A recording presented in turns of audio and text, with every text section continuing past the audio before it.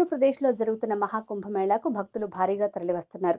జనవరి 13న మొదలై ఫిబ్రవరి 26తో ముగియనుంది. ప్రతిరోజు మహాకుంభమేళాలో పాల్గొని పుణ్యస్నానాలు ఆచరించేందుకు లక్షలాది మంది భక్తులు తరలివస్తున్నారు.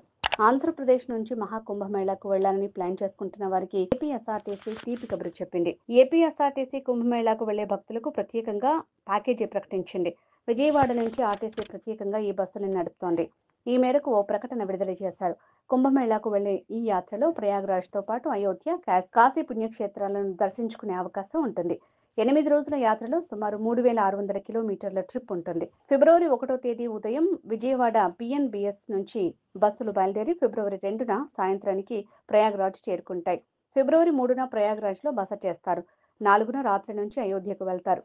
ఫిబ్రవరి 5న ఉదయం అయోధ్య చేరుకుని బాలరాముని దర్శించుకున్న తర్వాత రాత్రికి వారణాసికి బయలుదేరి వెళ్తారు.